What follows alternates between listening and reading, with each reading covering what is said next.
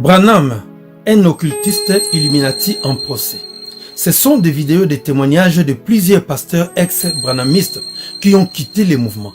Pour cause, la découverte des mensonges, des plagiats, des citations et des audios des enseignements occultes et ésotériques de Branham, jusque-là cachés au grand public.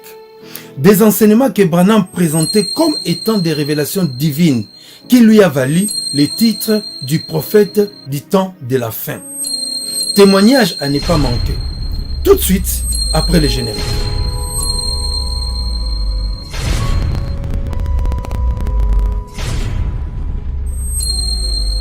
Branham est plus que Moïse. Jésus dans Branham, c'est plus que Jésus dans sa première vie. Pasteur Orman Branham, c'est un adorateur de notre Dieu. C'est qui notre Dieu là? William Branham. Ah oui, notre Dieu William Branham. Jésus n'est pas mon Seigneur. Oh! Jésus n'est pas mon Seigneur. Non, on ne peut pas adorer Frère Branham. Moi qui a chanté ceci. Vous savez, celui qui adore Branham, c'est un animal. Prions. William Branham, Dieu notre Sauveur et notre Maître,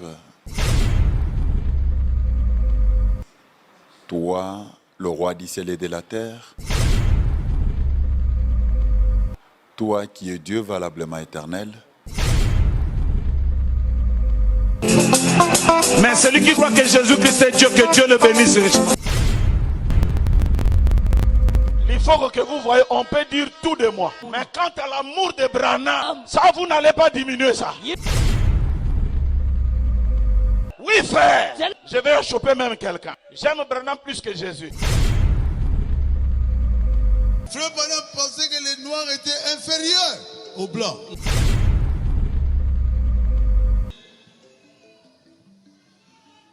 J'ai dit non. Il a dit, Alors dit, un blanc ne peut pas se marier avec un noir. J'ai corrigé ça. Il y a une seule race humaine. Je voudrais commencer par ce que j'avais dit. I would like to start with what I said. Que j'ai corrigé. J'ai corrigé. J'ai corrigé le frère Branham. Yeah. C'est comme ça que j'avais dit. I would like to start by what I said, that I am correcting Brother Branham. C'est faux. That's wrong. C'est faux. Complètement faux. après Branham, Jésus. Non, trop c'est trop. Pourquoi tout ce cirque? À quoi joue-t-il? Et de qui se moque-t-il? Du Seigneur Jésus-Christ ou des enfants de Dieu dans le monde? Croyez-vous que tous ces pasteurs branhamistes qui se déchirent publiquement devant la scène internationale sont-ils des fous? Non, ils ne sont pas fous du tout. Le nœud du problème, c'est la divinisation de William Marion Branham que prônent le pasteur Lifoko-Diciel et le pasteur Orman Neville du Congo-Brazzaville. Ce problème est connu par tout branhamiste, sans exception. Aujourd'hui, le Seigneur Jésus-Christ expose ces mouvements anti-bibliques aux yeux de tout le monde, comme le confirme le livre de Daniel chapitre 2 verset 22. Il révèle ce qui est profond et caché. Il connaît ce qui est dans les ténèbres et la lumière demeure avec lui. Pour comprendre en réalité ce qui se passe, il faut aller à la source, pas au robinet. Nous devons maintenant fixer le projecteur sur la personne de Branham, sur son ministère et sur son enseignement. Branham en procès. C'est une série de plusieurs vidéos de témoignages faites par de frères et sœurs ex-branhamistes, hommes et femmes, blancs et noirs, autrefois pasteurs dans le mouvement. Ces vidéos de témoignages nous révèlent que tout ce que le pasteur Lufoko du ciel ou Orman Neville du Congo Brazzaville disent à propos de la divinisation de William Marion Branham. Cela vient des enseignements erronés, anti-bibliques, hérétiques de Branham lui-même, à travers lesquels Branham se présentait comme étant le prophète Élie de Malachie chapitre 4 qui devait venir. Tantôt, il se présentait comme étant le Saint-Esprit, le consolateur qu'avait promis le Seigneur Jésus-Christ. Hier, pas longtemps, avant sa mort, il se présentait comme étant la deuxième ou la seconde venue du Seigneur Jésus-Christ. Aujourd'hui, à notre grande surprise, ces fanatiques le présentent comme étant le Dieu qui a créé les cieux et la terre. Quelle bêtise! Ce vidéo de témoignage avait fait l'effet d'une bombe à mes oreilles. Mais quand j'ai vu la tombe de William Marion Branham ornée d'une pyramide surmontée par un aigle au-dessus, et quand j'ai écouté la chanson de Lufoko du ciel, la chanson intitulée Dieu au féminin, la chanson à la gloire de la déesse. C'est Shekinah. Il y a une Shekinah. Ça, c'est Shekinah. Car Dieu au féminin, c'est déesse. Donc, selon les Français, le féminin de Dieu donne déesse. Le Saint-Esprit m'a convaincu que William Marion Branham ne servait pas le Seigneur Jésus-Christ du tout. Pas n'importe quel Jésus, mais nous parlons bien du Seigneur Jésus-Christ qui était mort sur la croix, qui avait donné sa vie pour nous racheter, pour nous sauver et nous donner la vie éternelle. Christ, l'image visible du Dieu invisible, la pointe de la personne de Dieu en personne, et qui est assis à la droite de Dieu le Père. William Marion Branham ne le servait pas du tout. Mais à la place, il servait l'autre, le faux Jésus, Horus, le dieu de l'Égypte antique, le fameux Shekinah, l'œil qui voit tout, que vous êtes en train de découvrir maintenant devant vous. Les dieux vénérés dans la musique profane et auprès de ceux qui aiment le pouvoir dans le monde et qui se présentent en femme et en homme en même temps, comme vous le constatez maintenant. Ça, c'est Shekinah. Il y a une Shekinah. Ça, c'est Shekinah. Donc la Shekinah fait référence à la présence divine. Et c'est un mot féminin en fait, ce n'est pas masculin de Shekinah, la moitié féminine de Dieu et de sa romance avec son partenaire divin. Donc il y a une croyance que Dieu pouvait être à la fois mâle et femelle. Dieu se manifeste lui-même ou elle-même, tout simplement sous la forme de l'inspiration de la Shekinah. Ça c'est de la Kabbale juive. Seigneur Jésus-Christ, protège-nous Seigneur. Shekinah est quelque chose qui fait partie du Talmud, quelque chose qui fait partie du judaïsme, pas de la chrétienté.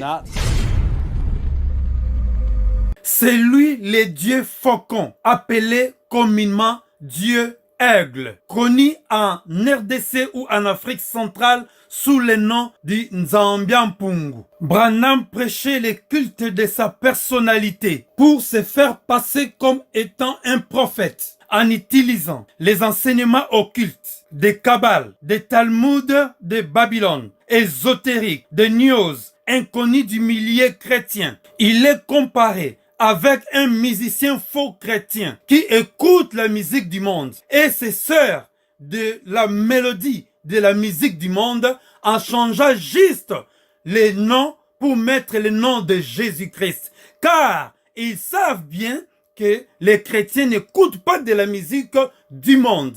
Et c'est la même façon que William Marion Branham agissait. Et cela a fait de lui un grand prophète au milieu de ses fanatiques, jusqu'au point de l'adorer, comme nous le constatons aujourd'hui. Quelle bassesse! Adorer même ces images, ces photos. Il a réussi aujourd'hui son coup. Il a fait de ses adeptes, ses idolâtres, qui acceptent d'abandonner le Créateur pour adorer la créature. Ces images de Branham avec son soi-disant colonne du feu et de son faux Jésus de la peinture d'Hoffmann, qui n'ont même pas un pouvoir divin, qui ne peuvent ni parler ni sauver, qui sont aujourd'hui considérés comme des objets d'idolâtrie parmi les branhamistes, doivent être piétinés.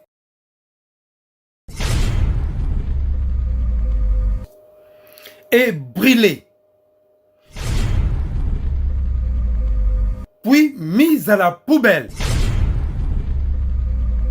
Branham ne cachait pas son appartenance à la bête. Il aimait bien se faire prendre en photo ou faire des selfies de son temps en faisant la corne de la bête. Un doigt en l'air, comme des stars de foot que vous connaissez. Quelle déception! Avant d'écouter ces témoignages, je vous mettrai l'extrait de cette chanson « Dieu au féminin » chantée à la gloire de Shekinah, le fameux Dieu de William Marion Branham. Mais avant tout cela, lisons ces 3 versets de la Bible. Ecclésiaste chapitre 12, verset 16. Dans d'autres versions, vous allez les trouver au verset 14. La Bible dit, « Car Dieu amènera toute œuvre en jugement, au sujet de tout ce qui est caché, soit bien, soit mal. » Branham, un occultiste en procès. Le deuxième verset, Matthieu chapitre 10, verset 26 à verset 27. Il est écrit, « Ne les craignez donc point, car il n'y a rien de caché qui ne doive être découvert, ni de secrets qui ne doivent être connus. Ce que je vous dis dans les ténèbres, dites-le en plein jour, et ce qui vous est dit à l'oreille, prêchez-le sur les toits. » Branham, un occultiste en procès. Les livres d'Actes des Apôtres, chapitre 26, verset 17 à verset 18. Il est écrit, « J'étais choisi au milieu de ce peuple et du milieu de païens vers qui je t'envoie, afin que tu leur ouvres les yeux pour qu'ils passent des ténèbres à la lumière et de la puissance de Satan à Dieu, pour qu'ils reçoivent par la foi en moi, le Seigneur Jésus-Christ bien sûr, le pardon de péchés et l'héritage avec les sanctifiés. » Mes chers bien-aimés dans le Seigneur, ce message est destiné pour tous frères et sœurs enfants de Dieu et beaucoup plus aussi pour tout branhamiste qui est retenu captif dans les sectes de Branham. Et voici Dieu au féminin, donc déesse. Shekinah. Il y a une Shekinah. Le Dieu que servait William Marion Branham, le fameux Shekinah, alias Nzambiampung, auteur Likofo du ciel.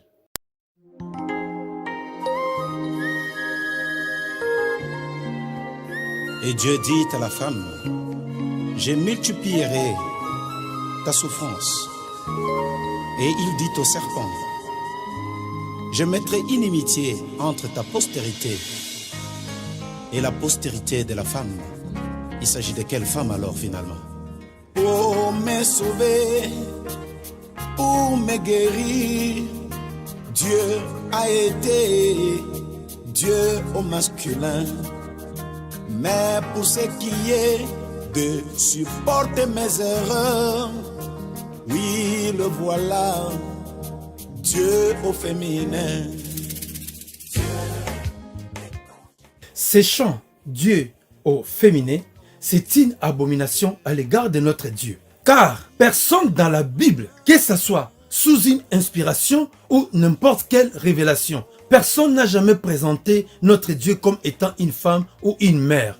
Même le Seigneur Jésus-Christ, son propre Fils, n'a jamais présenté son Père comme une femme ou une mère. Voire même les apôtres du Seigneur Jésus-Christ n'ont jamais présenté Christ comme étant une femme ou une mère. Même pas le Père de notre Seigneur Jésus-Christ comme étant une mère ou une femme. Alors, l'inspiration de ces chants est diabolique et satanique. Et cette chanson est une abomination à l'égard de notre Dieu. En outre, toutes les déclarations faites par les pasteurs branhamistes, nous les avons mis pour que vous puissiez vous rendre compte par vous-même combien cette secte et ces pasteurs sont des blasphémateurs à l'égard de notre Dieu. Branham, un occultiste Illuminati en procès, sont des citations et des enregistrements audio et visuels de Branham lui-même qui constituent des preuves qui témoignent contre lui, contre son occultisme et contre ses mensonges concernant des révélations prophétiques qu'il copiait des autres prédicateurs baptistes et pentecôtistes de son temps et avant son temps. Je vous invite à découvrir Branham, un occultiste Illuminati en procès. Nous allons vous démontrer comment William Marion Branham a fait apparaître l'image de faux Jésus à l'intérieur du nuage du 28 février 1963. Comme vous le savez bien, ces nuages à l'intérieur, il n'y avait pas l'image du faux Jésus à l'intérieur. Alors, qu'est-ce que William Marion Branham a fait? Il a pris la figure du faux Jésus d'Hoffman, comme vous êtes en train de voir que cette figure-là, il en avait découpé ici. Nous sommes en train de vous démontrer, regardez, ça vient de là-bas. Alors nous allons le couper pour le mettre ici à côté et nous allons l'agrandir. Vous êtes en train de voir cela. L'objectif, c'est de prendre maintenant cette figure et de venir les classer là-dedans. Alors, qu'est-ce que William Marion Branham avait fait? Il avait dit ceci. Il faut prendre l'image du 28 février 1963 et vous les tourner à droite, comme cela. Donc nous, on va partir. Les tableaux et là, le tableau noir. On va répartir à notre image. Nous allons découper l'image du 28 février 1963, comme ceci, et nous allons les prendre pour venir les copier ici dans notre tableau noir. On les copie ici, comme ceci. L'image est là. Alors ici, nous allons l'agrandir et les pivoter après à droite, selon l'explication de William Marion Branham.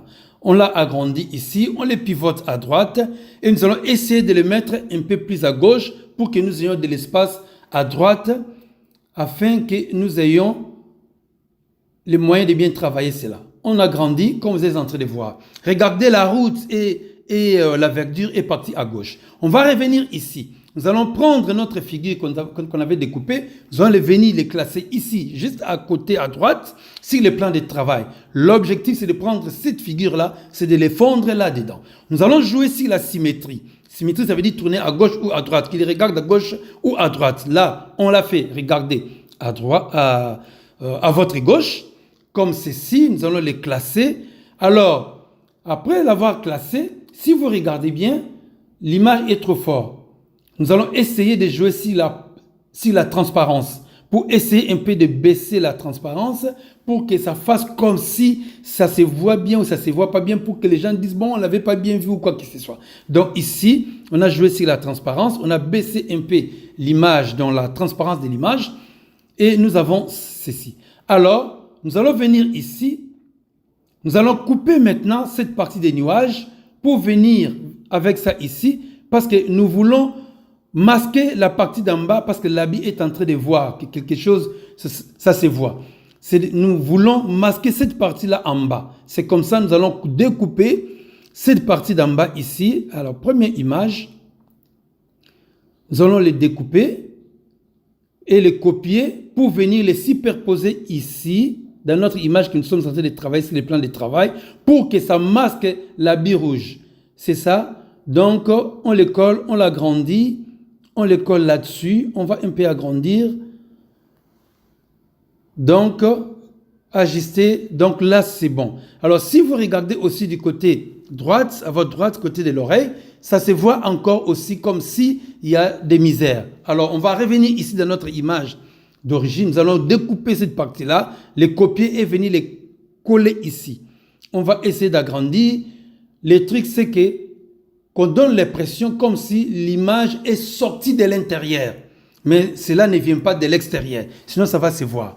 Donc, ici, nous avons essayé de coller maintenant toutes les parties de l'image d'origine pour masquer maintenant, faire en sorte que l'image soit comme si ça vient de l'intérieur du ciel. Alors, regardez ce que nous avons maintenant ici. Alors, nous allons jouer sur la transparence. Oui, pour que ça fasse comme si ça se voit, comme si ça ne se voit pas. Après, nous allons maintenant venir ici jouer maintenant sur la couleur afin de pouvoir faire apparaître vraiment l'image, que ça soit comme d'origine. Regardez, on va choisir la bonne couleur. Regardez, là, c'est un peu bien. Bon, ça ne se voit pas trop bien. Donc, ici, nous sommes en train de choisir quelle couleur dans la transparence qui fera en sorte que cela se fond bien, se marie bien avec la transparence de l'intérieur de l'image du 28 février 1963, comme ce que vous êtes en train de voir. Donc ici, nous allons choisir. Alors, je crois que ça va un peu. Donc, ça, c'est bon. Alors maintenant, le truc, c'est que nous avons maintenant devant vous cette image de faux Jésus à l'intérieur. Regardez comme si ça fait vraiment de l'original. Après cela, notre objectif, c'est de faire quoi? C'est de pouvoir maintenant couper juste l'image du nuage du 28 février 1963 avec le faux Jésus à l'intérieur. Nous allons abandonner ou bien mettre à la poubelle la partie verdâtre qui faisait voir la route, afin de pouvoir le faire devenir une photo et que cela soit entre les mains de tous les branhamistes. Donc, nous allons effacer tout ce que nous n'avons pas besoin.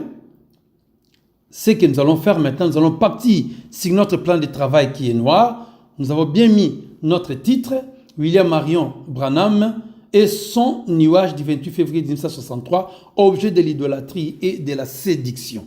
Donc, nous allons découper maintenant la partie qu'on a travaillé sur les plans de travail devant vous et nous allons les copier pour venir les copier ici. Comme vous êtes en train de voir, on les copie ici au milieu. Comme ça, à gauche, vous avez l'image d'origine à peu près et au milieu, l'image qu'on a travaillé sur les plans de travail et à droite, vous avez la figure du faux Jésus d'Hoffman, de la peinture d'Hoffman. Donc ici, nous vous avons démontré comment William Marion Branham avait monté et manipulé les deux images pour que vous ayez votre image du faux Jésus d'Hoffman à l'intérieur du nuage du 28 février 1963. L'histoire que nous allons vous raconter tout de suite nous révèle à quel moment précis que William Marion Branham avait signé son arrêt de mort spirituel qui a fait de lui un candidat potentiel pour le temps du feu. Suivons la vidéo de son accident mortel qui est juste sa mort physique. Nous sommes le 18 décembre 1965. Frère Branham et sa famille embarquent pour un long voyage vers Jeffersonville où ils comptent passer leurs vacances de Noël.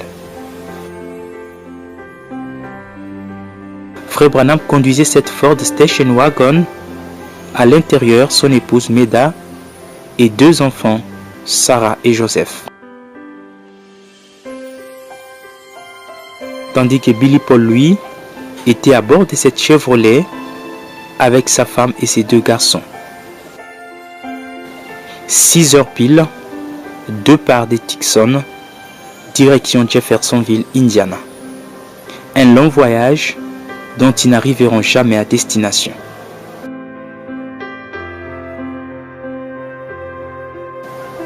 Première escale, Benson, puis à Alamogordo, cette ville américaine siège du comté d'Otero, dans l'état du Nouveau-Mexique. C'est ici qu'ils prennent leur déjeuner, mais le trajet est encore long. Avant les tombées de la nuit, ils atteignent Clovis, toujours dans l'état du Nouveau-Mexique. Cette escale est importante car elle sera la dernière avant le destin fatal. Pendant que toute la famille est à table pour le souper dans ce petit endroit du restaurant Denny à Clovis, Frère Branham, lui, reste dans la voiture avant de décider finalement de rejoindre la famille à la dernière minute. Et cette fois-là, il ne prendra juste qu'un petit plat, très léger, et ce sera le dernier repas de Frère Branham. Au sortir du resto, Frère Branham ordonne à son fils cadet Joseph de monter dans la voiture de Billy Paul. William Branham et sa famille quittent Clovis et reprennent leur chemin. Il est 19h, la nuit vient de tomber sur Texas. Le convoi des Frères Branham est environ à 128 km de la ville d'Amarillo. Billy Paul devant et Frère Branham derrière.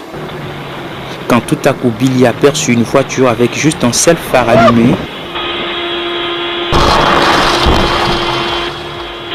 donnant l'impression d'une motocyclette qui venait devant lui, roulant à contresens. À peine qu'il esquive de justesse, subitement un grand fracas.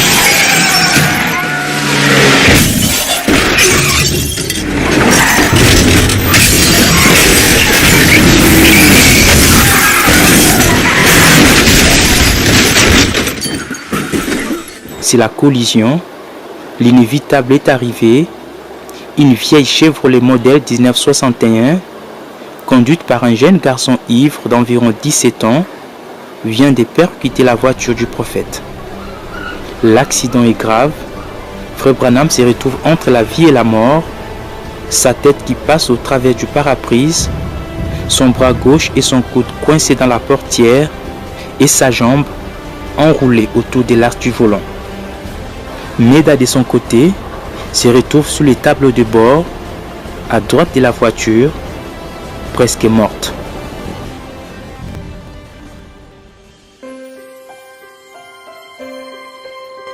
Donc Frère Branham, le bras et le pied de Frère Branham étaient entrés dans le volant. Mais Meda était morte sur place.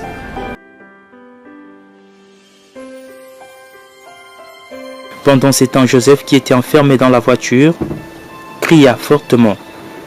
Et Frère Branham, au milieu de la détresse, releva la tête. Sur le lieu, l'ambulance évacue les autres accidentés, mais Frère Branham, lui, reste encastré dans ses véhicules. Il a fallu 45 minutes pour réussir à dégager William Branham de cette ferraille.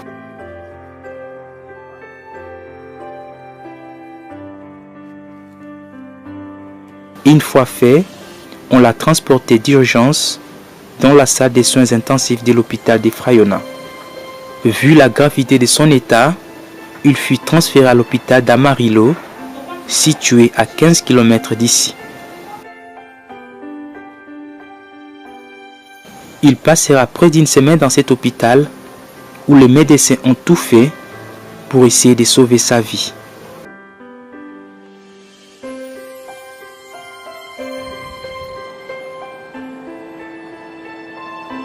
Nous sommes au soir du vendredi 24 décembre.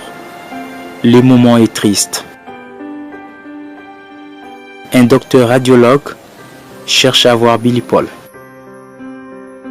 Et pendant que celui-ci venait accompagné des frères Quinn, ils ont aperçu à travers la vitre que les infirmières avaient tiré les rideaux du lit des frères Branham. Les deux comprirent que c'était fini. Pour la mort spirituelle de William Marion Branham, nous avons ces 3 dates successives. Premièrement, le 18 avril 1965. La deuxième date, le 18 juillet 1965. Et la troisième date, le 27 novembre 1965. Qu'est-ce qui s'était passé dans ces 3 dates? Suivons l'histoire, s'il vous plaît. L'histoire que nous allons vous raconter tout de suite nous révèle à quel moment précis que William Marion Branham avait signé son arrêt de mort spirituel qui a fait de lui un candidat potentiel pour le temps du feu. À cause de la modification du livre de l'Apocalypse, dans lequel il se présente comme étant celui qui avait ouvert les 7 sceaux de l'Apocalypse. en usurpant ainsi l'identité de Christ, comme il l'a indiqué lui-même dans sa biographie. Alors, donc, Pasteur Francis, pour poser 2 ou 3 petites questions avant de terminer. Dans la biographie de William Marion Branham, à la page 438, il est dit, je cite, « Je fus alors conduit vers l'Est afin d'ouvrir les sceaux pour Dieu. » Affirmatif. Affirmatif. Affirmatif. Or, dans l'Apocalypse 5, il est écrit que personne ne fut trouvé digne d'ouvrir le livre, naturellement, et d'en rompre les sceaux. Le pasteur, lui, le pasteur Orman Neville Branham. Vous comprenez qu'il a changé de nom. Je ne connais pas son nom de naissance, mais je sais qu'il s'appelle pasteur Orman Branham. C'est un adorateur de notre Dieu. C'est qui notre Dieu là? William Branham. Ah, oui, notre Dieu, William Marion Branham. Et donc... Voilà, Branham est Dieu. Oui, mais c'est ce que nous on sait, hein. C'est notre Dieu, depuis non? Quand? Depuis l'histoire de la Bible. Voilà, mais ça me choque. En attendant Branham. Branham est Dieu. En attendant Branham. En attendant Branham. Nous allons lire Apocalypse, chapitre 5. Vous lisez Apocalypse. Voilà. Je prépare aussi un verset ici. Donc, voilà ce que la parole dit. Et l'un des anciens, Apocalypse 5, l'un des anciens me dit, ne pleure pas, voici le lion qui vient de la tribu de Juda, de la racine de David, a vaincu pour ouvrir le livre et pour en rompre les 7 sceaux. Il est question de Jésus-Christ. Jésus-Christ n'est pas issu de la tribu de Lévi, mais de Juda. C'est Jésus qui a... Mais là, vous invoquez encore un autre débat, mon frère. C'est Jésus qui a révélé les sceaux. Je pense que c'est Jésus qui a brisé les sceaux. C'est écrit. Ce que vous allez découvrir ici, c'est encore plus grave que cela. C'est la mort spirituelle de William Marion Branham. Donc vous allez découvrir les moments où Branham avait signé son arrêt de mort spirituelle. Dans ce que vous allez découvrir l'opération usurpation de l'identité du Christ dans l'Apocalypse. Alors Branham, en usurpant l'identité du Christ, il a tiré sur lui ce que Dieu déclare dans le livre de l'Apocalypse chapitre 22, verset 18 à verset 19. Ma sœur va nous les lire. Verset 18. Je les déclare à quiconque entend les paroles de la prophétie de ces livres. Si quelqu'un y ajoute quelque chose, Dieu le frappera des fléaux décrits dans ces livres. Je les déclare. Ici, c'est Christ, c'est Dieu lui-même qui est en train de dire. Il est en train ici de tirer les oreilles de tout le monde. Il est en train de les déclarer à haute voix. Mais William Marion Branham a défié Dieu par rapport à ces versets. Christ a dit, la Bible nous dit, que je les déclare à quiconque, sans exception. Dans ces quiconque se trouve Branham.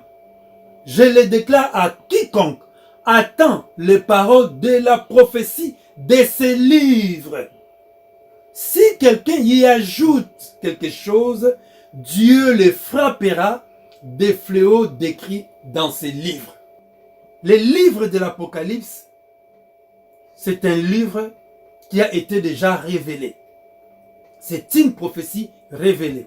Et la Bible nous révèle à l'intérieur, dans l'Apocalypse chapitre 5, c'est Christ qui avait ouvert les sceaux. Mais ce n'est pas Branham. Oui, ma sœur, verset 19. Verset 19. Et si quelqu'un retranche quelque chose des paroles du livre de cette prophétie, Dieu retranchera sa part de l'arbre de la vie et de la ville sainte décrit dans ce livre. C'est là où nous avons dit que William Marion Branham avait signé son arrêt de mort. Mes chers bien-aimés dans le Seigneur, Branham est le faux messie de la fausse seconde venue. Même si l'État aujourd'hui présente Branham comme étant la seconde venue de Christ. Le 28 février 63, paru dans le ciel d'Arizona, un nuage mystérieux dont l'envergure et le point d'apparition intriguèrent hommes de science et hommes d'église, car scientifiquement, à cet endroit ne peuvent se former des nuages. De ce mystérieux spectacle astral vont surgir supputations et hypothèses qui vont jusqu'à conduire une certaine doctrine du message du temps de la fin, à dire que le 28 février 63 marquerait la seconde venue du Christ. Mais qu'on dise la Bible... En n'usurpant l'identité du Christ, Branham s'est présenté comme un faux messie de la fausse seconde venue, selon Hébreux chapitre 9, verset 28, dont la Bible dit, de même Christ, qui s'est offert une seule fois pour porter les péchés de plusieurs, apparaîtra sans péché une seconde fois à ceux qui l'attendent pour leur salut. Alors, or, nous savons bien que William Marion Branham a vécu toute sa vie dans le péché. Avant de se marier, il sortait avec des filles. Et il a passé une partie de sa vie en étant fumeur. Et il a fait toutes sortes de péchés que nous connaissons, selon les témoignages de ses propres citations. Alors, chose étonnante, lui qui serait la seconde venue du Christ, qui était censé de donner le salut à ses croyants, les branhamistes, mais il est mort enseveli sous la pyramide, en abandonnant les branhamistes dans une grande confusion, comme nous le remarquons aujourd'hui. Or, la Bible dit, de même que Christ, qui s'est offert une seule fois pour porter les péchés de plusieurs, apparaîtra sans péché une seconde fois à ceux qui l'attendent pour leur salut. Cela veut dire ceci. Qu'à la seconde venue du Christ, Christ apparaîtra sans péché pour apporter le salut à son épouse. Ça veut dire pour enlever l'église qui est son épouse. Mais Branham est mort, premièrement, avant de mourir. Il a vécu totalement sa vie dans les péchés. Il est mort en abandonnant ses croyants qui sont des branhamistes. Où est le salut qu'il devait apporter à ses croyants? Voici la chose très importante que nous voulons soulever ici. La seconde venue du Christ, Christ va enlever son épouse pour les noces de l'agneau. Après les noces de l'agneau, le Seigneur Jésus-Christ reviendra avec son épouse pour installer son règne de 1000 ans sur la terre. C'est que nous devons savoir que pendant les milléniums, Satan sera lié et mis dans l'abîme. Et l'Antichrist qui est la première bête et la deuxième bête qui est son faux prophète seront les premiers à être jetés dans les temps du feu. Ce sont eux qui sont les premiers à vivre la gravité de l'étang du feu. Mes chers bien-aimés dans le Seigneur, comme nous avions bien dit que Branham avait signé son arrêt de mort, c'était à quel moment? Ici, vous allez découvrir l'historique des blasphèmes de Branham contre Jésus-Christ dans les livres de l'Apocalypse. La petite vidéo de l'accident de Branham qui a conduit à sa mort nous informe que Branham est mort le 24 décembre 1965. Alors, avant sa mort, 2 ans plus 9 mois et 27 jours, qu'est-ce qui s'était passé? Précisément le 28 février 1963. Le 28 février 1963, comme vous le savez, il y a eu l'apparition des nuages sur le ciel d'Arizona aux États-Unis. Alors, Branham, à ce moment-là, il ne savait pas ce qu'il ignorait. Il lui restait que 2 ans plus 9 mois et 27 jours à vivre. Alors, Branham est resté avec cette image que tout le monde avait aussi entre leurs mains. Personne, je dis bien personne, n'a jamais remarqué une quelconque apparition de la figure du faux Jésus d'Hoffmann dans ces nuages-là. Alors, une question se pose. À quel moment exact qu'il y a eu l'apparition de la figure du faux Jésus à l'intérieur de ces nuages? Aucun pasteur branhamiste peut vous le révéler, sinon vous allez découvrir la supercherie. Monsieur Francis, bonsoir. Bonsoir. La constellation parue dans le ciel d'Arizona le 28 février 63 était constituée de 7 anges. Est-ce que Christ était parmi ces anges? On ne sait pas exactement à quel moment le Christ apparaît dans cette constellation, mais il se retrouve que lorsque on voit la photographie de cette constellation, prise par les hommes des sciences d'ailleurs, le visage du Christ est à l'intérieur. À quel moment était-il apparu? On ne sait pas exactement. La réponse à cette question viendra des citations propres de Branham lui-même. Alors, c'est ici que les choses sérieuses commencent. Depuis l'apparition de ces nuages, à la date du 28 février 1963, Branham est resté avec cette image durant 2 ans plus 1 mois et 21 jours. Durant 2 ans plus 1 mois et 21 jours. Il l'a tripoté, il l'a manipulé. Et il se présente donc précisément le 18 avril 1965. Branham se présente pour la première fois pour informer à son auditoire. Il y aurait eu l'apparition de l'image du faux Jésus d'Hoffmann dans son image des nuages à lui, tout seul.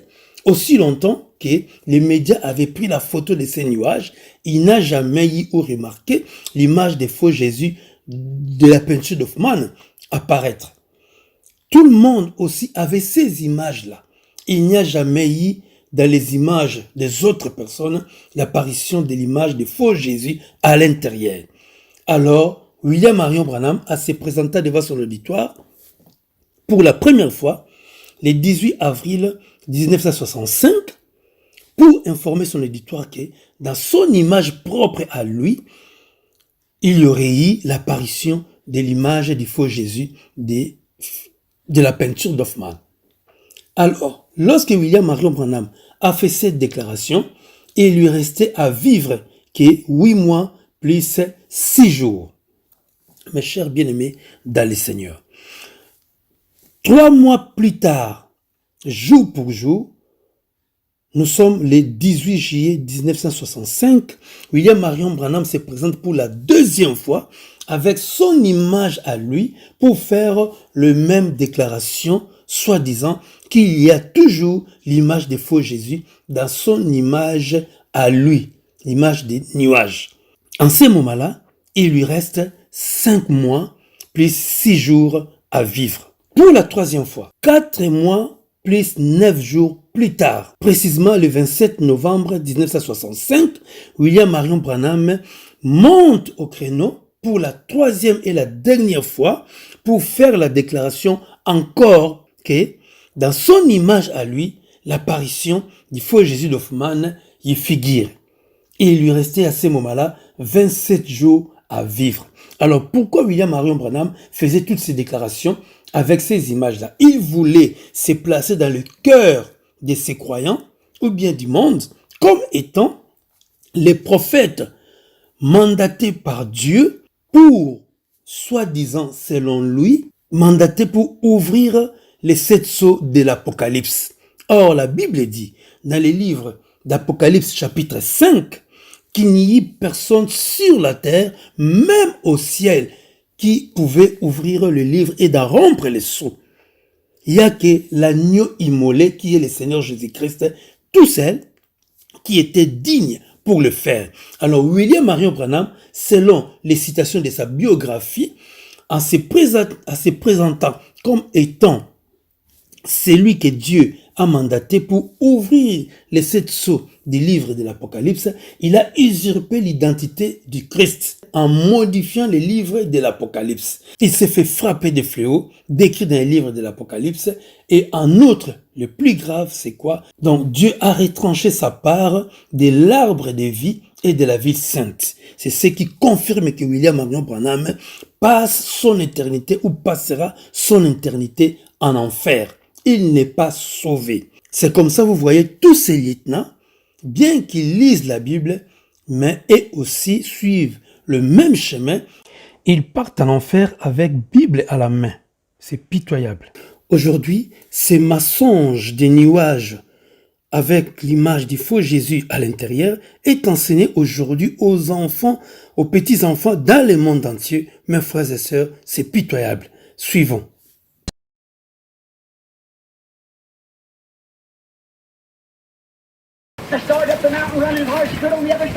J'ai commencé à gravir la montagne et j'ai couru aussi vite que j'ai pu de l'autre côté.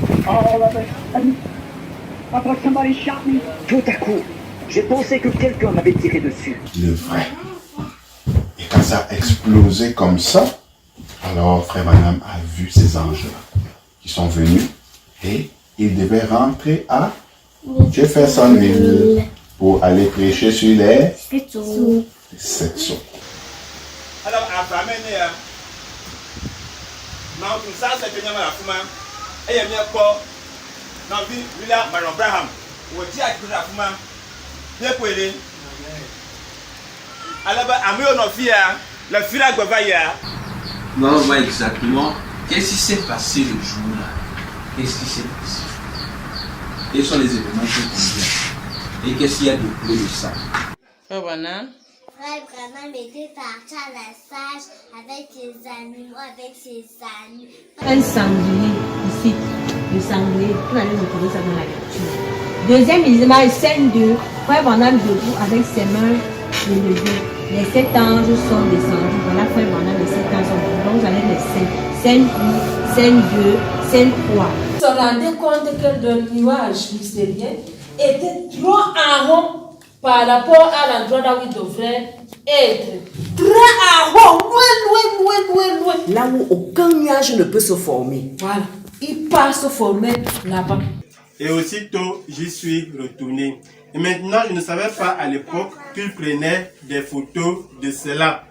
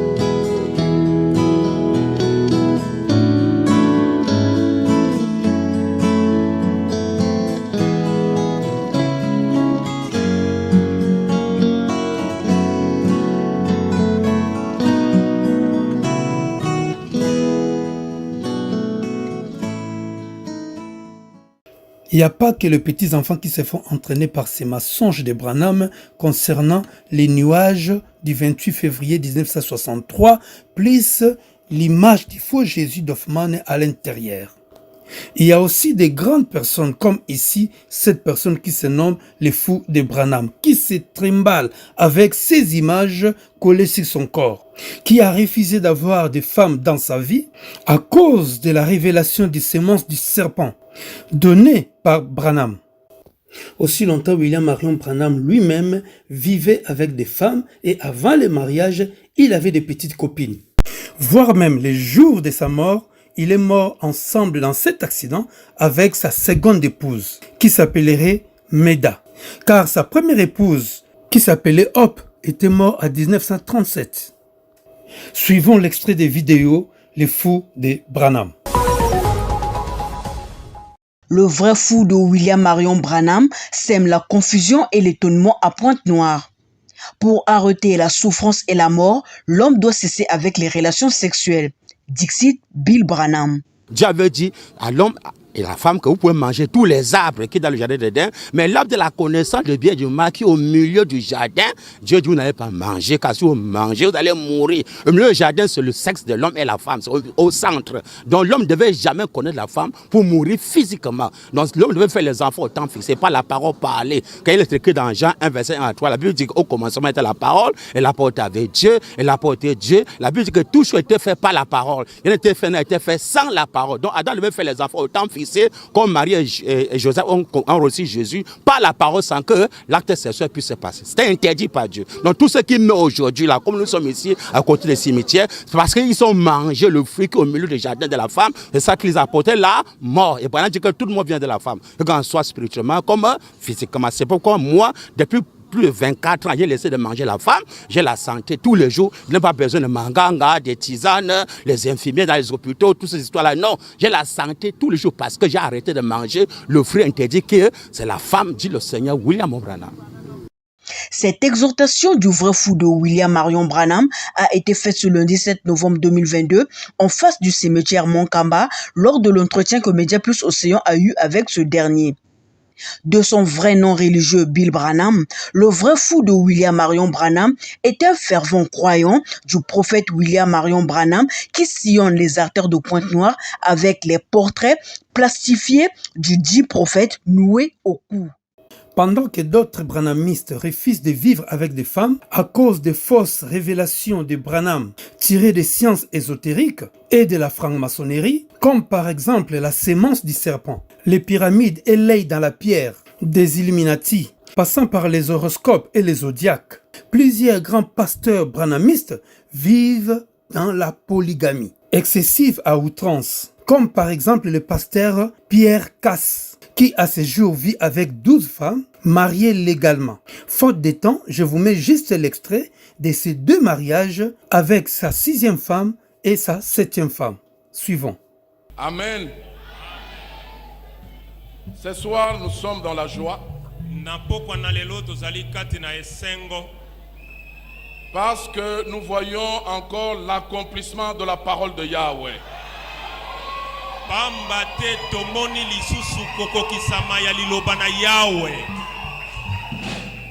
Le mariage est une institution divine. C'est dans Genèse 2, au verset 18, que le Créateur a dit: il n'est pas bon que l'homme soit seul. Je lui ferai une aide semblable. Mais avant de continuer avec notre programme, nous aimerions présenter ceux qui se marient et présenter aussi les invités.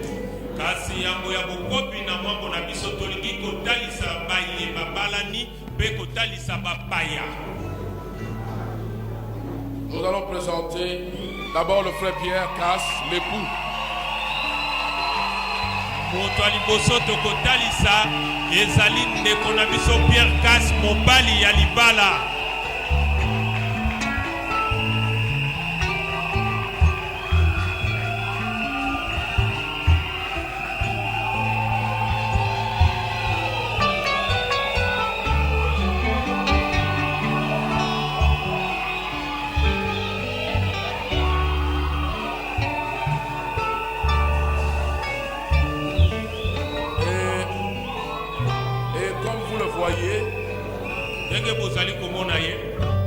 C'est le frère Pierre Casse. ezali ndeko Pierre Casse qui est accompagné de toute sa famille, ses épouses. oyo azali elongo na libota na ye mobimba basi na ye ya libala. Et nous sommes dans la joie qu'ils soient encore bénis une fois de plus ce soir. na boye tozali na esengo ya pambola baliso na pokwa na lelo.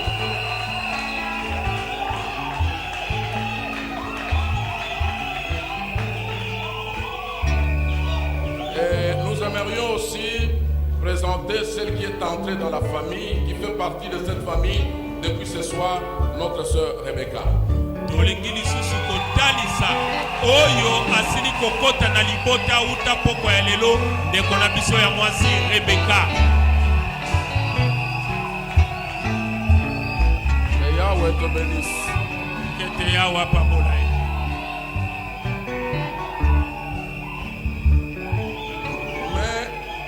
Nous aimerions aussi présenter ses parents parce que ce sont des croyants de cette assemblée. Le frère Philippe Ikonga, le père, s'il est là, il peut se mettre debout. Bino baboti bazali bandimi ya lisanga oyo ndeko Philippe Ikonga ye wana papa ya mwana mwasi. Notre sœur qui est la maman de la sœur Rebecca, elle se mettra debout. Pe ndeko na biso ya mwasi oyo azali mama ya ndeko mwasi Rebecca ye wana telemi. On va présenter ceux qui se marient aujourd'hui ainsi que toutes les familles. Simana kotalisa baye babalani lelo pe libota mobimba. Nous allons demander à notre frère Pierre qui se marie tokosenga na ndeko na biso Pierre oyo azali kobala de se mettre debout pour qu'il puisse procéder au dévoilement de celle qui devient sa femme aujourd'hui. ete atelema po ete asala bofungoli ya oyo esekeli azala lelo oyo.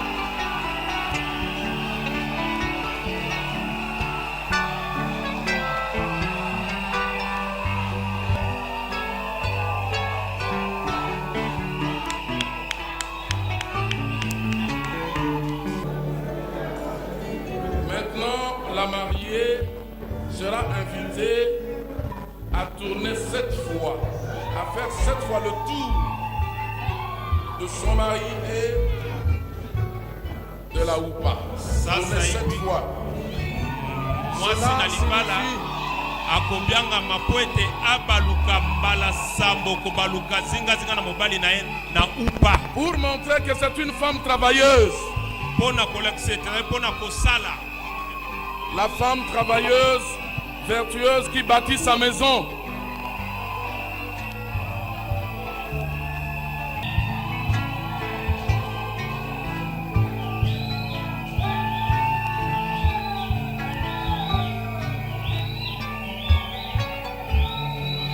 Voilà.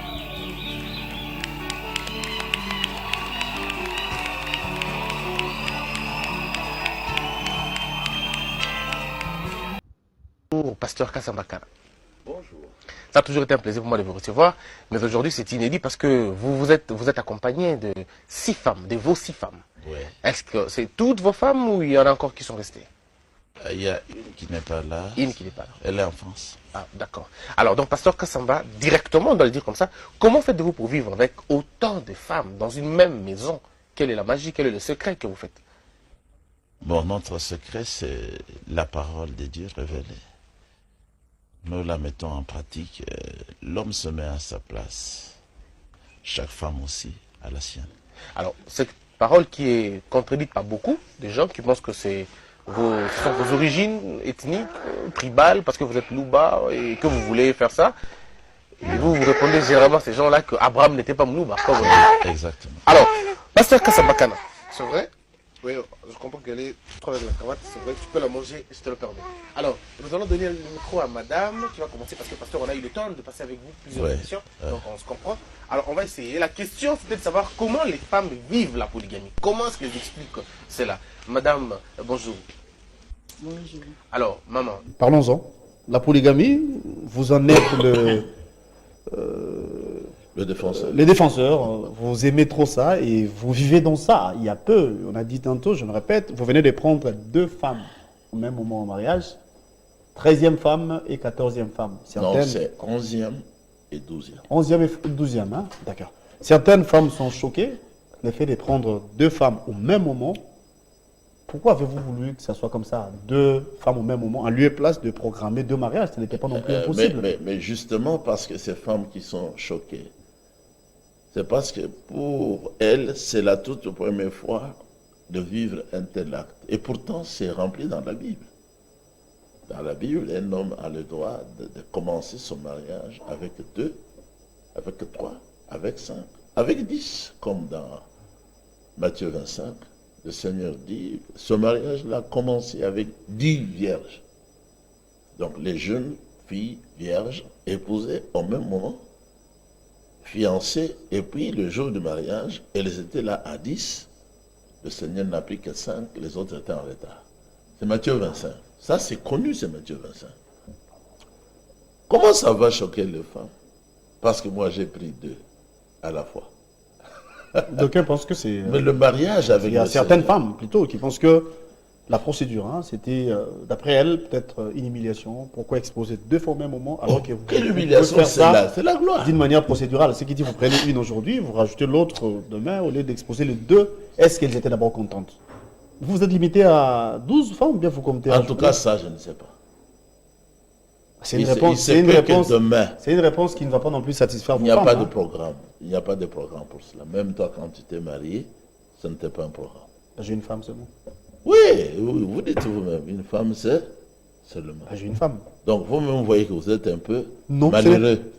Même pas, en rien. Ce n'est pas ce que j'ai dit. Désolé. Non, vous êtes malheureux quand elle est malade. Vous devenez célibataire. Quand elle va à l'hôpital pour accoucher, automatiquement vous êtes célibataire. Donc vous prenez des femmes pour ça? Si aussi une est un péché, du coup vous vous servez de l'autre? Aussi pour ça, mais c'est ça, c'est ça. Vous allez chômer pourquoi?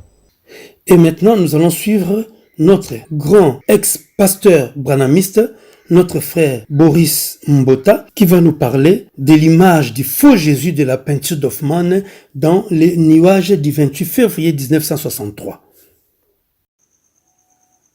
Bonjour chers amis, et c'est toujours avec un grand plaisir que je me tiens encore une fois de plus devant vous pour aborder ce nouveau numéro. Comme nous l'avons prévu, comme nous l'avons promis, parlons du visage dans le nuage. Donc l'intitulé de ce numéro-ci, c'est le visage dans le nuage ou le visage dans la nuée. Et au travers de ce numéro, nous allons nous poser une seule question, celle de savoir s'il y avait réellement un visage dans la photographie originale faite le 28 février 1963. Est-ce qu'il y avait vraiment un visage à l'intérieur de cette photographie? Et vous le savez très bien avec moi que nous sommes en train de parler du nuage qui a été photographié à près de 40 et quelques kilomètres au-dessus de Flagstaff en Arizona en date du 28 février 1963. Nuage que William Branham, après avoir tripoté les informations sur cette photographie pendant plus d'une année, Branham va alors prétexter pour la première fois en avril 1965 que la photographie qu'il avait sous les yeux contenait un visage, et le visage précisément de Jésus. Alors, nous allons ensemble avec vous examiner cette question à la lumière de faits pour effectivement se rendre compte si la déclaration de William Branham est une déclaration fondée et qu'elle est crédible. Alors, dans la prédication intitulée « C'est le lever du soleil », prêchée le 18 avril 1965, paragraphe 15 à 16, Branham dit ce qui suit. Lisons-les ensemble. Eh bien, si vous tournez la photo comme ceci et que vous regardiez, vous pouvez probablement la voir à partir de l'assistance. C'est Christ. Voyez ses yeux regardant ici, juste aussi parfait que possible. Il porte la perruque blanche de la divinité suprême et du juge des cieux et de la terre. Pouvez-vous voir ses yeux, son nez et sa bouche? Tournez simplement la photo comme ceci, partant de la position dans laquelle ils l'ont présentée, comme ceci, la position dans laquelle elle devait être. Et vous, arrivez-vous à voir cela? Il est le juge suprême, il n'y en a pas d'autre que lui, et cela est de nouveau une identification parfaite, une confirmation que ce message est la vérité. Ceci est la vérité, c'est la vérité, et cela fait de lui non pas une troisième personne, mais l'unique personne. Avec le blanc, voyez-vous le noir, son visage, sa barbe et ses yeux, et remarquez, il est en train de regarder. C'est de lui que vient cette lumière qui brille à droite, dans la direction où il dirige ses regards. Et à la croix, c'est là qu'il regarda, à sa droite, où il était pécheur, où était le pécheur qu'il pardonna. Dans la lumière de sa résurrection, nous continuons d'avancer en son nom. Fin de citation. Alors, on vient ici de constater ensemble, de lire William Branham, qui nous affirme, comme on vient ensuite de le voir ici, que William Branham nous affirme que la photographie qu'il tenait sous ses yeux, qu'il avait sous ses yeux, avait un visage, c'est-à-dire il nous dit de voir, il dit regardez, vous pouvez voir ses yeux, vous pouvez voir son nez, vous pouvez voir sa bouche. Et la question qu'on doit se poser la toute première, c'est celle de s'interroger, d'abord comme nous nous sommes interrogés à la base, que lorsque William Branham nous présente ici la photographie, il avait quelle photographie en main pour qu'il puisse voir un visage incrusté, alors que la photographie originale était complètement vide. Et comme vous pouvez le voir, voilà, là vous avez la photographie originale telle qu'elle a été publiée dans le magazine Science Magazine, en date du 19 avril. Regardez cette photographie, vous trouvez qu'elle est complètement vide à l'intérieur. Et même celle publiée dans le magazine Life du 17 mai 1963, regardez là aussi, voilà, celle-là aussi est complètement vide. Et ça sont des photographies originaux. Alors, ces photographies originales, lorsque vous voyez, vous regardez, il y a la route, parce que la route est au-dessus. L'image, les nuages semblent avoir la partie faciale regardant vers la terre et vous voyez même une route qui est là. Et William Branham dit que eux, ils ne regardent pas ça dans le bon sens, ils regardent pas ça, il faut regarder dans le bon angle.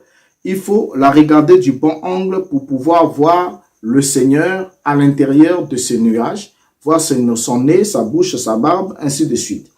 Continuons à les lire.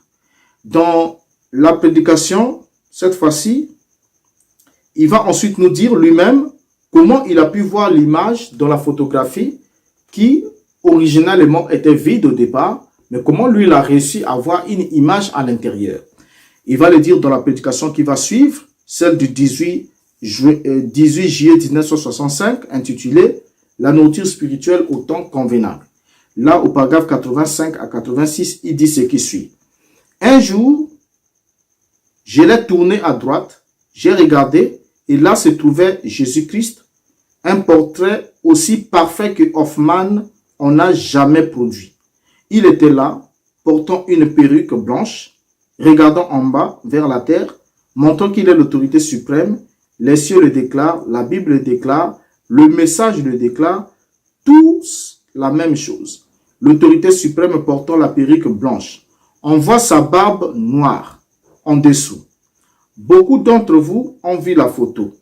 Nous l'avons là-bas au fond. Vous n'avez qu'à la tourner à droite, des côtés, regardez là.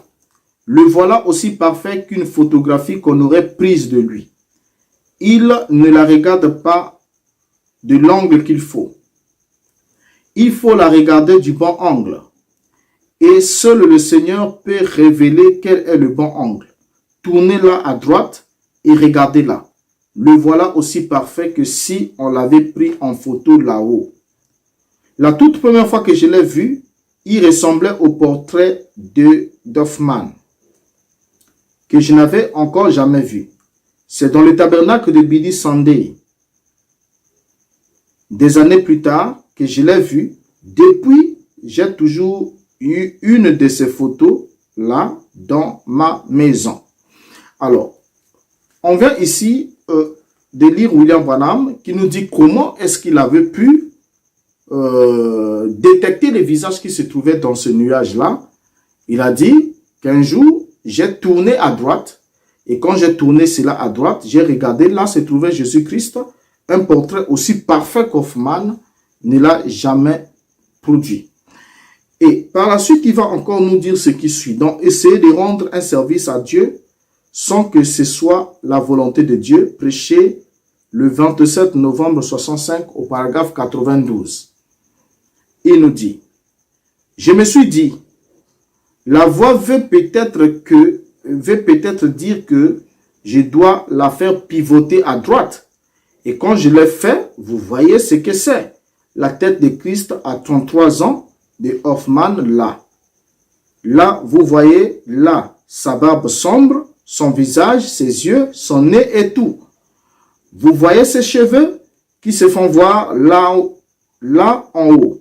Et il est revêtu de la perruque blanche d'ange, qui montre que le message selon lequel il est Dieu est la vérité. Il est le juge suprême de l'univers, le juge suprême des cieux et de la terre. Il est Dieu et rien d'autre que Dieu. Il est Dieu exprimé dans une forme humaine appelée le Fils de Dieu. Le Fils était le masque et si cela ne montre pas que notre message est absolument exact, la Bible l'indique, son action l'indique, sa présence l'indique.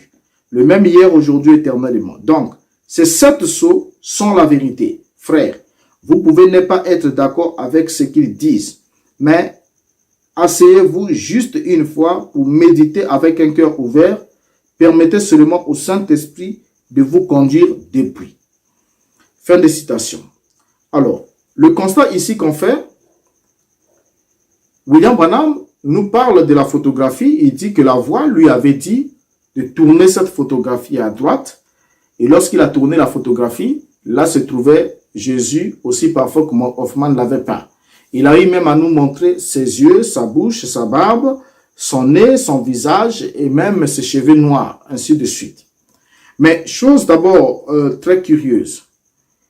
La question qui revient toujours dans notre esprit, c'est celle-ci. Mais quelle photo Branham avait-il en main pour faire de telles déclarations?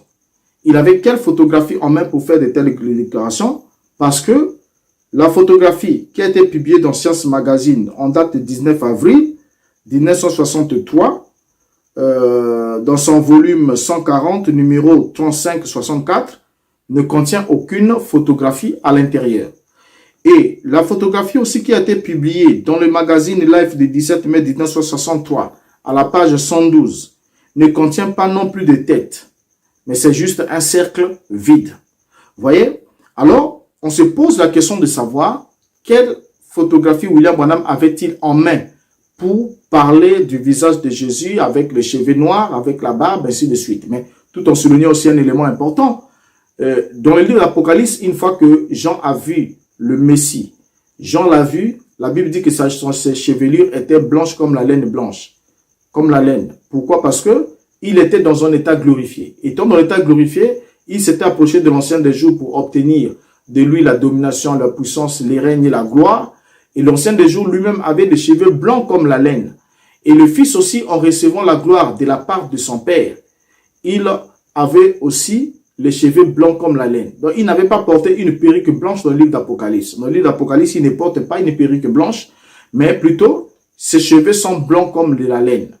Et si les cheveux sont blancs, la barbe, c'est aussi des cheveux. Si William Branham voit un Jésus avec une barbe dans son image, celui-ci devait avoir des cheveux blancs et aussi une barbe blanche. Mais chose curieuse, il nous présente des cheveux noirs, alors que les cheveux noirs, c'est le Christ avant sa crucifixion. Mais une fois qu'il a été crucifié, il a été élevé dans la gloire. Jean le voit dans l'île de Patmos, dans la vision, il avait la chevelure blanche comme la laine.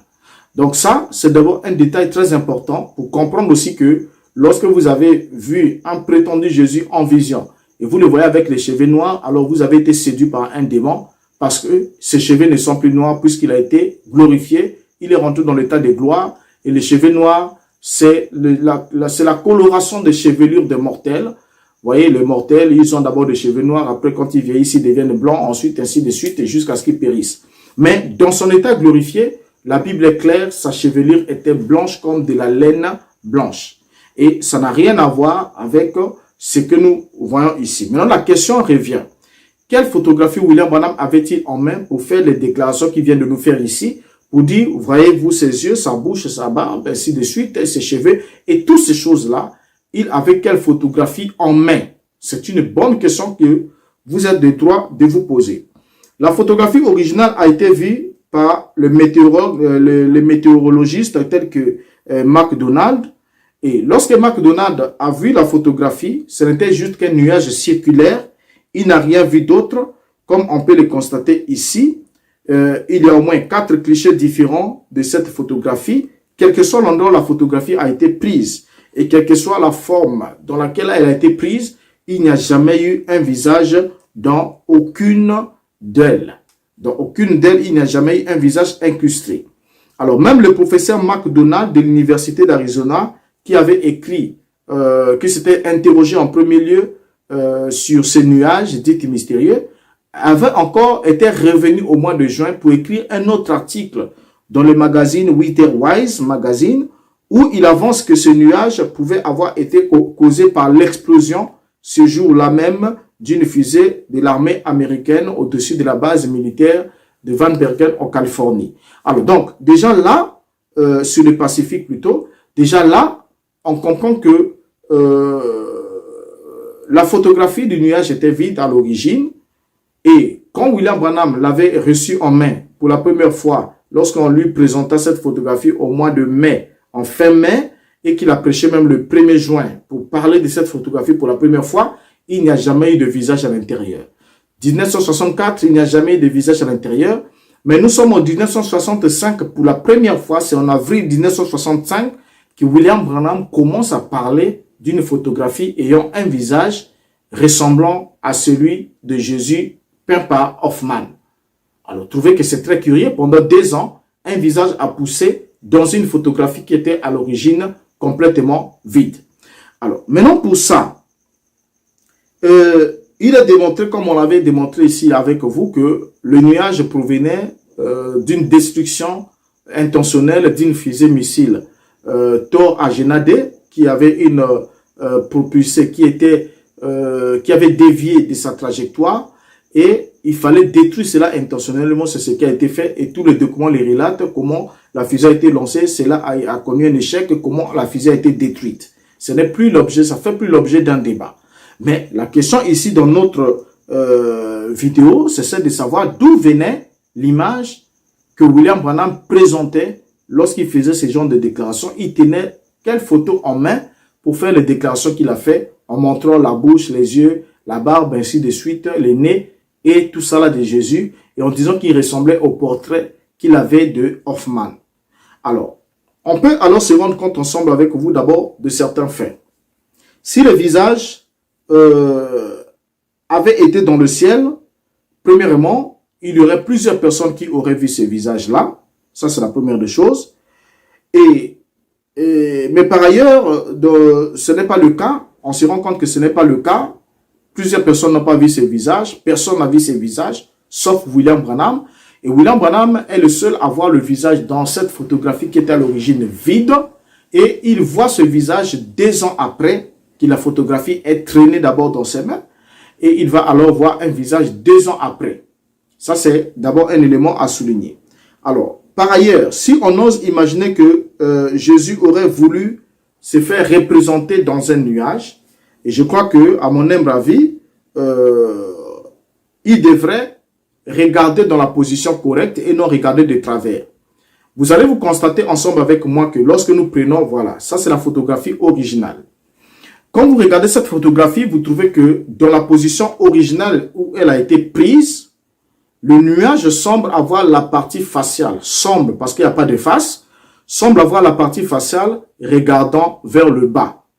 Donc, regardant vers le bas, et vous voyez même la route qui est là, le nuage semble regarder vers le bas.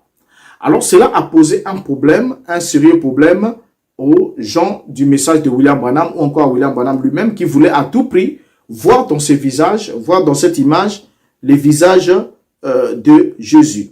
Alors, les œuvres de Dieu, comme nous le savons, sont des œuvres qui sont parfaites. Voyez?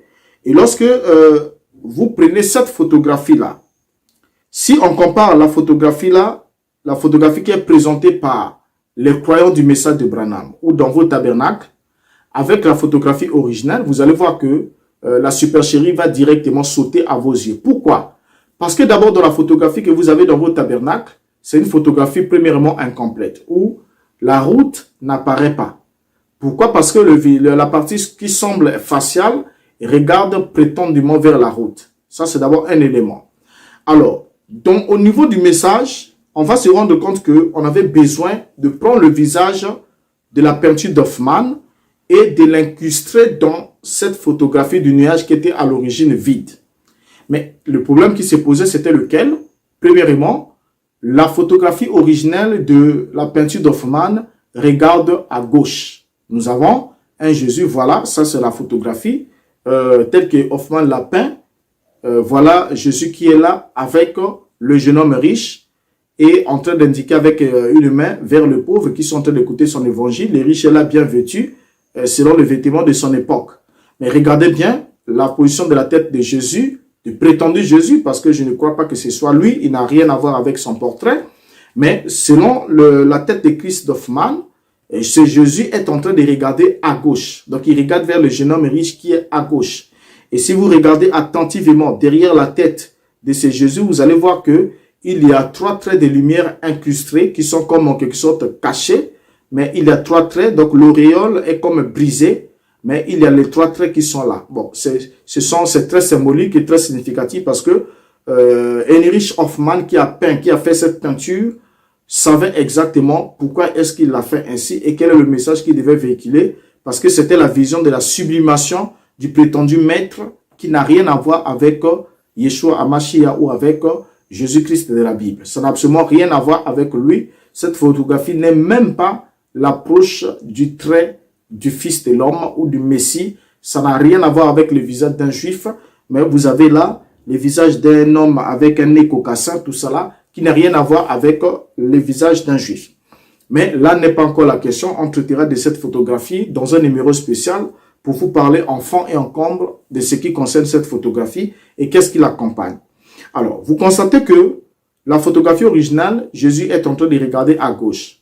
Mais Branham ici parle de Jésus qui serait en train de regarder à droite dans la photographie qui a été faite parce que c'est à droite que se trouvait le voleur qui avait reçu la miséricorde. Or, pour que la peinture d'Hoffmann se retourne et regarde à droite, il fallait maintenant faire un autre travail, c'est-à-dire inverser la photographie originelle. Ça, c'est d'abord la première des choses qui a été faite. Et voilà pourquoi quand vous regardez dans le monde du message, voilà, je vous mets ici les 2 photographies côte à côte. Là, vous avez à gauche, à droite plutôt, vous avez la photographie authentique avec Jésus qui regarde à gauche. Et là, de l'autre côté, vous avez la photographie tripotée, c'est-à-dire inversée avec Jésus qui commence à regarder de l'autre côté.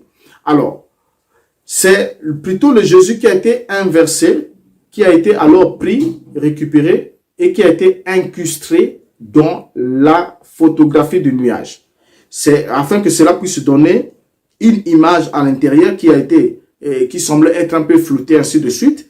Et là où on pouvait alors voir l'apparition d'un visage. Et l'opération a été faite dans ce sens-là.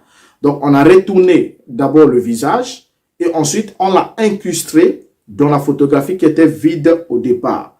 Donc le visage de Jésus d'Hoffmann ne rentre pas dans le nuage de Tucson.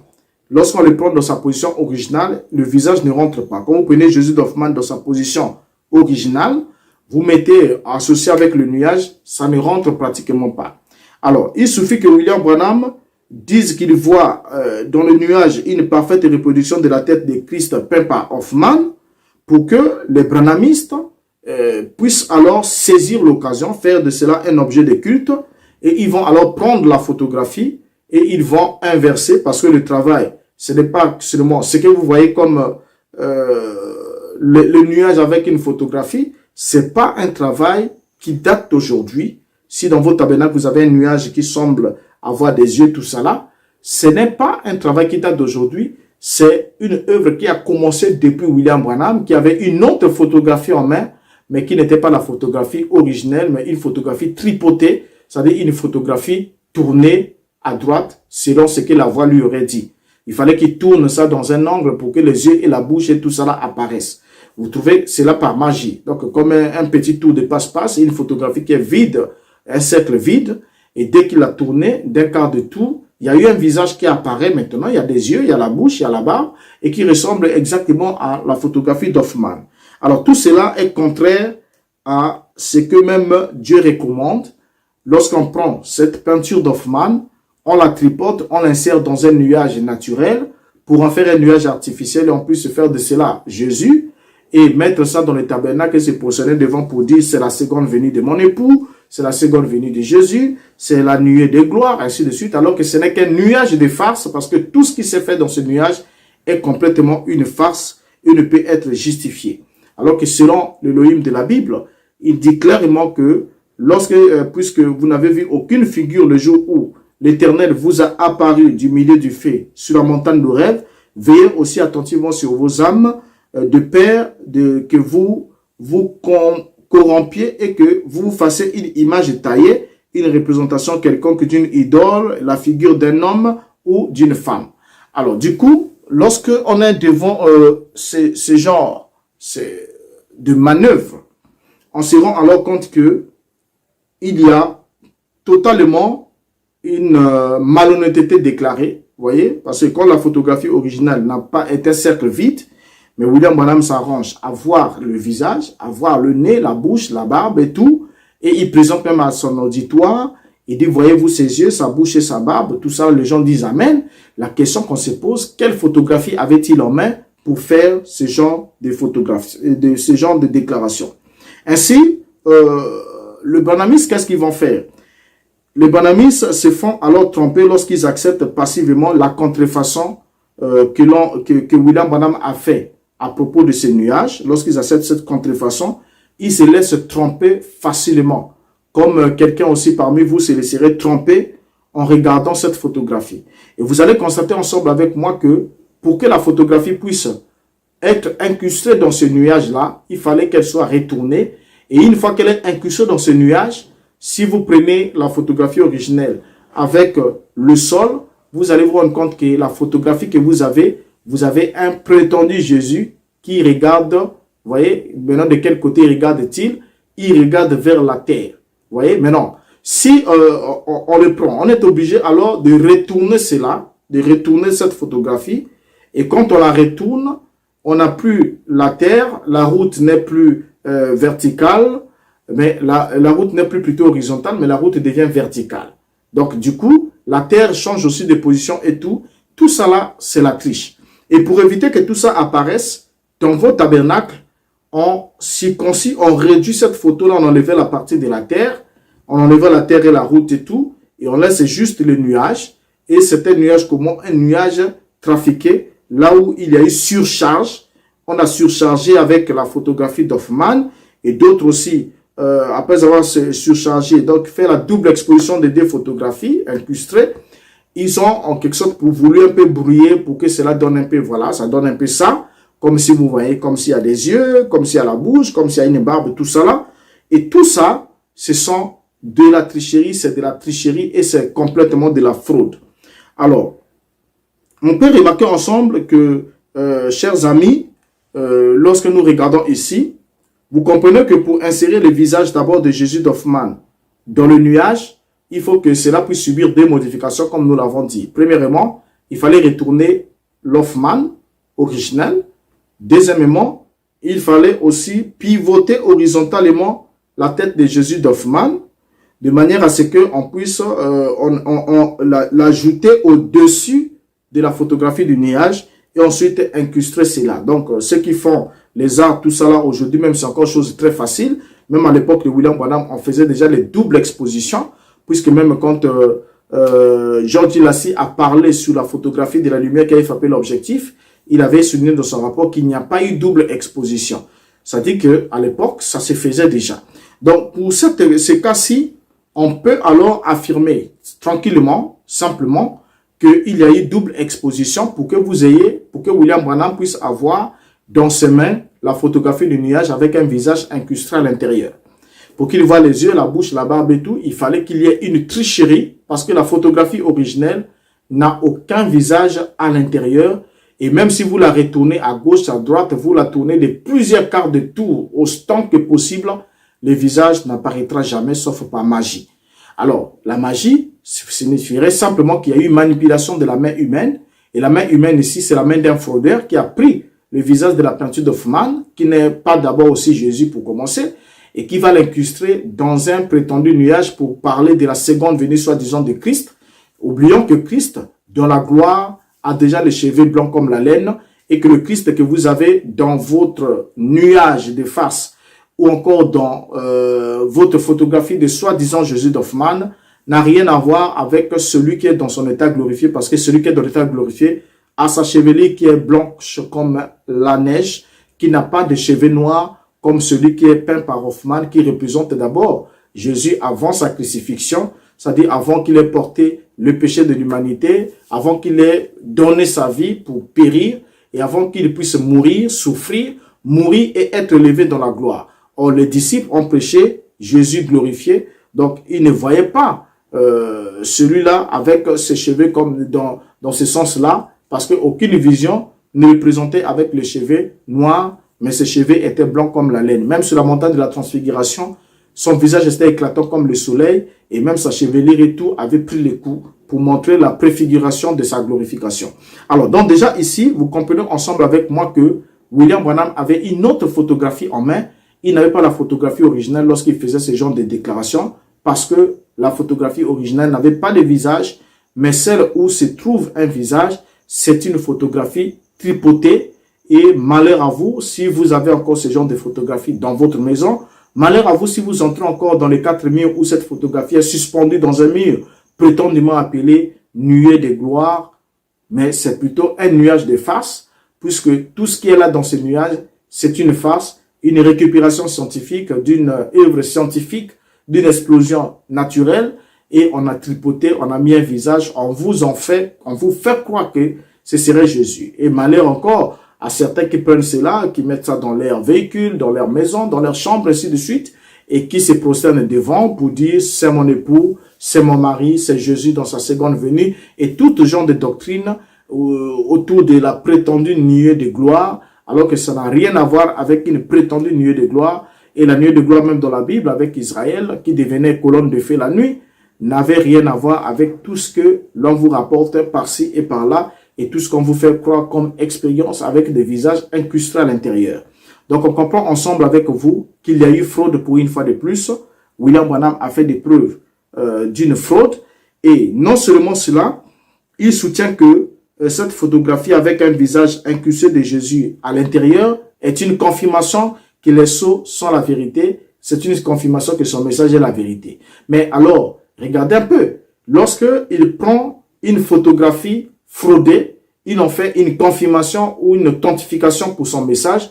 Vous comprenez ensemble avec moi, nous revenons par d'autres numéros, démontrant aussi que les sceaux ont été un plagiat total des livres de Clarence Larkin, du 1er jusqu'au 7e sceau. William Branham n'a reçu aucun ange qui lui a révélé un mystère caché, parce que tout ce qu'il vous a enseigné dans le 1er jusqu'au 7e sceau, il le lisait tranquillement dans son bureau, dans le livre de Clarence Larkin, tout en prenant soin de vous dire que Dieu n'envoie pas sa révélation par des théologiens, pour vous éviter d'aller lire les théologiens, pour que vous ne découvrez pas sa source d'inspiration.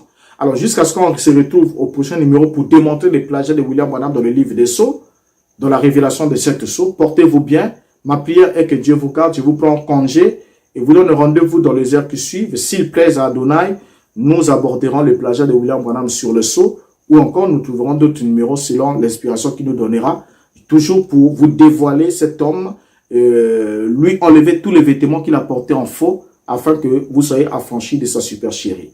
Jusqu'à là, portez-vous bien, que Dieu vous garde. Au revoir.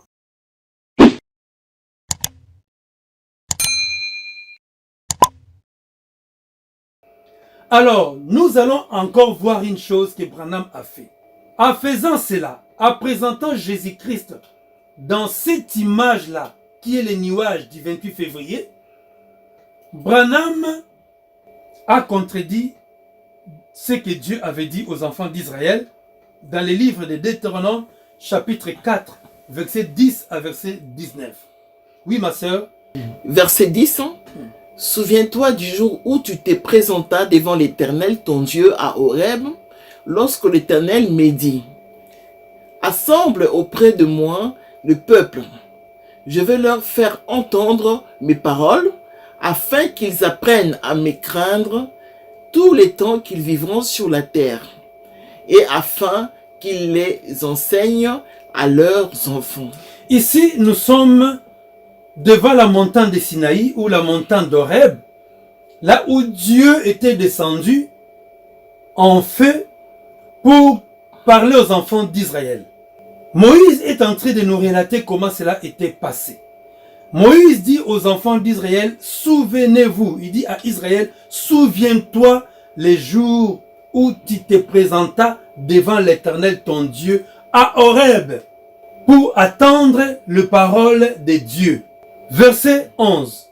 Oui, ma sœur. Vous vous approchâtes et vous vous tîntes au pied de la montagne. La montagne était embrasée et les flammes s'élevaient jusqu'au milieu du ciel. Il y avait des ténèbres, des nuées, de l'obscurité. Ici, Moïse est en train de nous montrer ce qui s'était passé ces jours-là. Les enfants d'Israël s'étaient mis devant ou bien au pied de la montagne. La montagne était embrasée et les flammes s'élevaient jusqu'au milieu du ciel. Il n'y avait aucune figure. Il y avait des ténèbres, des nuées et de l'obscurité. Oui, ma sœur, verset 12. Et l'Éternel vous parla du milieu du feu. Vous entendîtes le son des paroles, mais vous ne vîtes point des figures, vous n'entendîtes qu'une voix. La Bible dit, Moïse est en train de dire aux enfants d'Israël, vous avez entendu que la voix, mais vous n'avez point vu une figure sortir ou se dessiner. Vous avez entendu que la voix. Alors, qu'est-ce que Moïse veut nous transmettre ici? Lorsque les enfants d'Israël ont entendu que la voix, ma soeur, qu'est-ce qui s'était passé au verset 13? Il publia son alliance qu'il vous ordonna d'observer, les 10 commandements, et il les écrivit sur 2 tables de pierre. Oui, nous comprenons bien, ma soeur.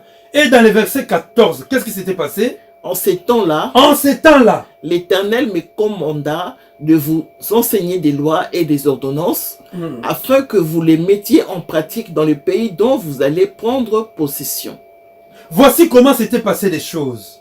Maintenant ici, Moïse maintenant s'éteint comme un vrai prophète.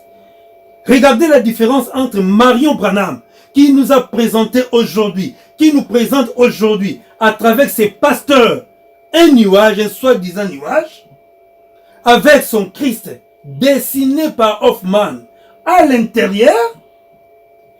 Voyez la différence, le contraste qui règne entre Moïse, le vrai prophète, qui nous raconte lorsque Dieu lui-même était descendu devant les enfants d'Israël. Que les enfants d'Israël ont entendu que la voix. Ils n'avaient pas vu l'image. Ici, Louis Branham nous présente une image. Moïse, ma sœur, dans le verset 15, qu'est-ce qu'il a dit? Puisque vous n'avez vu aucune figure le jour où l'Éternel vous parla du milieu du feu, puisque vous n'avez vu aucune figure, lorsque Dieu était descendu à la montagne d'Horeb, est-ce que Branham était là? Vous, le pasteur de Branham, est-ce que vous étiez là-bas? Mais Moïse était là, présent. Les enfants d'Israël étaient là, présents. Ils n'avaient vu aucune figure. C'est ce que Moïse est en train de nous révéler ici. Puisque vous n'avez vu aucune figure les jours où l'Éternel vous parla du milieu du feu à Horeb. Oui, ma sœur? Veillez attentivement sur vos âmes. Veillez attentivement sur vos âmes. Il est question de l'âme ici. Peut-être que les gens vont se poser des questions. Pourquoi nous nous poumonons pour parler de Branham, Branham, Branham, Branham? Ce n'est pas ça. Parce que c'est la vie des enfants de Dieu, de créatures de Dieu qui sont à danger. C'est la vie. Les âmes sont en train de se perdre. La passion du Christ. Christ était mort sur la croix de Calvaire pour sauver les âmes qui étaient sous l'emprise du diable par ses mensonges. Moïse dit ici, veillez attentivement sur vos âmes. Oui. Alors ces âmes-là, nous devons les laisser mourir. Ce que Branham a pris en otage, les diables a enfermé par Branham, ces âmes-là vont partir à l'enfer. C'est comme ça, le Seigneur veut que nous puissions démêler tous ces mensonges et les montrer au vu de tout le monde pour que même la dernière âme qui comprend difficilement puisse arriver à comprendre et à donner sa vie à Christ, à sortir du milieu d'eux. Oui, ma sœur, verset 16. De peur que vous ne vous corrompiez et que vous ne vous fassiez une image taillée, une représentation de quelque idole, la figure d'un homme ou d'une femme. Qu'est-ce qu'il est venu nous présenter, Branham? Il est venu nous présenter une image. Et il nous dit bien que c'est une image de quelqu'un qui avait dessiné. Et cette image-là, il le colle à Christ, qui était mort sur la croix de Calvaire. Mes chers bien-aimés dans le Seigneur, nous n'allons pas parler, franchement, vraiment. Nous allons fermer nos bouches. Ce n'est même pas une escroquerie ou une abomination, mais ça dépasse. Il n'y a pas un nom qu'on peut qualifier par rapport à cela. Dieu avait interdit. Le vrai prophète Moïse ici l'a dit, puisque vous n'avez vu aucune figure. Alors ne présentez pas Dieu par quoi il ne faut jamais présenter Dieu. Ou il ne faut pas le présenter par quoi que ce soit. Non, même pas par la figure d'un homme ou d'une femme. Mes chers bien-aimés dans le Seigneur, verset 17. La figure d'un animal qui soit sur la terre, la figure d'un oiseau qui vole dans le ciel, dans le ciel. Branham, qu'est-ce qu'il n'a pas fait? Son aigle, qui pour lui présente son Dieu, vous le trouvez partout. Jusque dans les églises évangéliques aujourd'hui, il y a ceux qui se présentent comme étant des aiglons, et il y a ceux qui se présentent Dieu comme étant son aigle. Cet aigle-là, l'aigle de Branham est entré partout. Mes chers bien-aimés dans les Seigneurs, est-ce que vous avez un verset dans la Bible, ne fût-ce qu'un seul, où Dieu a dit « Je suis aigle » ou « Jésus-Christ est un aigle ». Christ est l'agneau de Dieu. Une grande différence entre un aigle et l'agneau.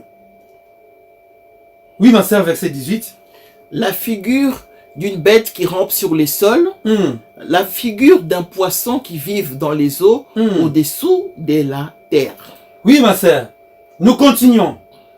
Nous allons nous limiter au verset 19. Qu'est-ce que Moïse nous transmet dans le verset 19, ma sœur? Veille sur ton âme. Il nous dit ici, veillez sur ton âme. Veille sur ton âme, veillez sur vos âmes. Mais nous avons aussi des enfants avec nous. C'est les parents qui veillent sur les enfants.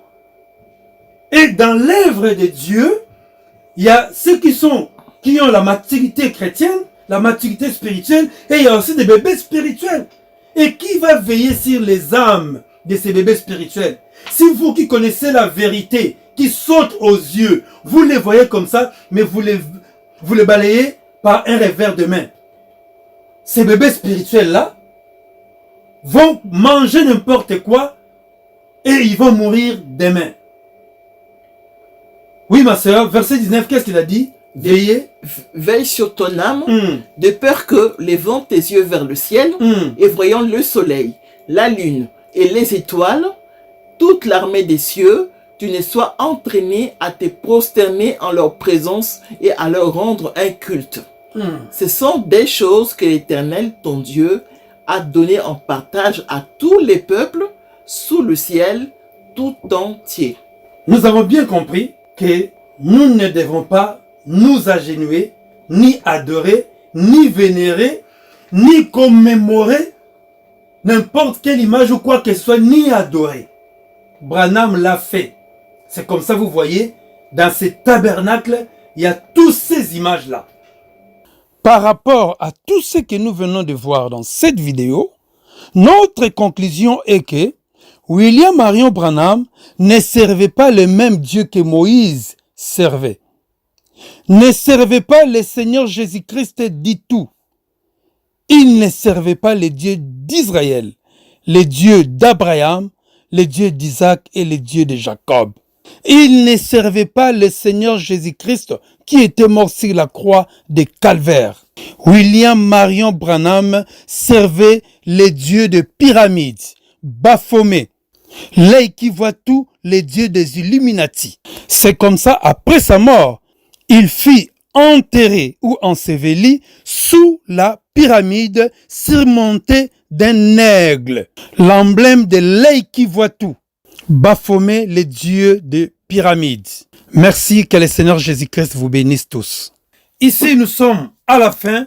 Abonnez-vous, commentez et mettez le pouce bleu pour soutenir la vidéo et Dieu vous bénira. Merci.